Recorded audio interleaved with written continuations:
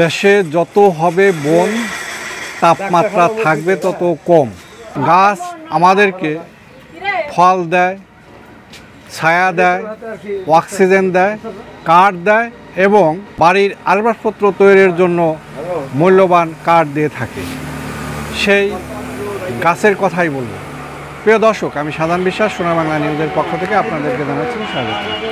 দর্শক, আজকে আমি আছি মানিকগঞ্জের শিবালয়ের ঢাকা ইসলাম মহাসড়ক সংলগ্ন শিবালয় সরকারি উচ্চ বিদ্যালয়ের পাশে ঐতিহ্যবাহী একটি রেন্ডি কড়ই গাছের পাশে।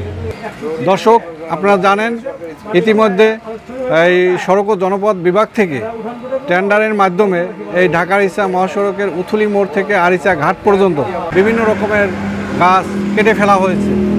এখন যেটা আমাদের পরিবেশের জন্য অনেকটা হুমকির সম্মুখীন। এই গাছের নিচে ছায়ায় বসে আমরা অনেক সময় ক্লান্তি দূর করে থাকি, কিন্তু দিন দিন যেভাবে গাছকে সাবার করা ফেলা হচ্ছে, একটা সময় দেখা যাবে এই ক্লান্তি দূর করারও কোনো জায়গা থাকবে না। দর্শক, ভাই এই গাছটিকে আপনাদেরকে দেখাবো এবং কথা বলবো স্থানীয়দের সাথে। সে পর্যন্ত আপনারা আমাদের সাথে থাকবেন।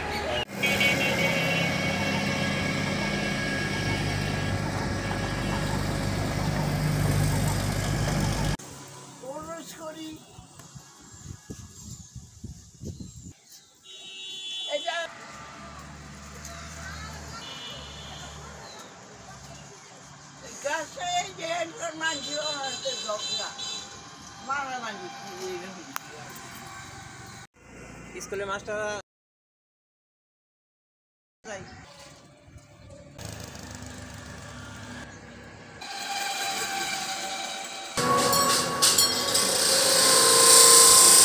এই গাছটা সম্রাট শেরশাহ গাছ আছে, প্রায় 450 বছরের উপরে এই গাছের বয়স।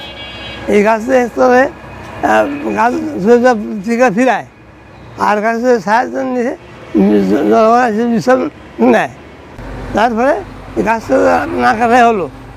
গাছটা অনেক উপকার হইতেছে এলাকার মানুষের, সাধারণ মানুষের। গাছটা এখন না কাটার জন্য অনুরোধ করে বলতেছি আমরা সবাই। এই ঐতিহ্যবাহী গাছটার পিছনে অসাধু ব্যক্তিরা লাইগা এটা কাটা ফেলানোর জন্য, এটাকে ধ্বংস করার পিছনে লাগছে।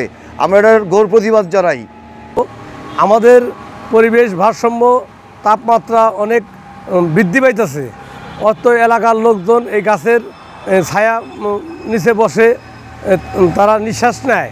এই গাছ কাটার না পক্ষে আমি।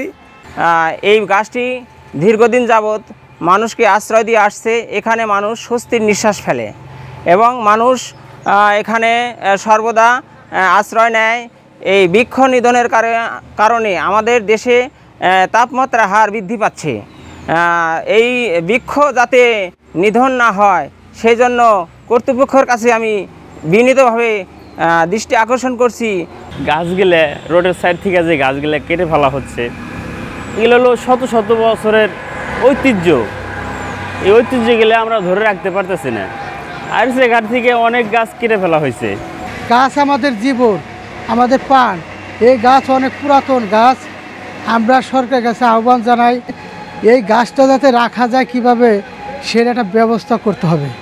আমি হাজারবার হুকুমে এই গাছ তলায় আছি।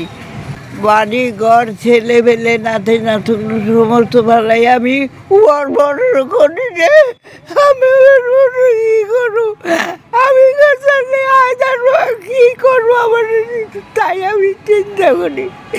তাই এই নিয়ে আমি তো বসে থাকি। তা খাওয়া দাওয়ার সমস্ত যাবো না, যাই হোক আমি কী খাবো, কি চোখে না খাইয়ে না আমি এই বের আমি কিচ্ছুখানি শুধু একটু পানি খাইছি। তাই এই অবস্থায় আমি আছি। এখন কী করুন, এই গাছ কাটা ফেলালে আমি করে যাবো, কী করুন, কোথায় থাকুন, কী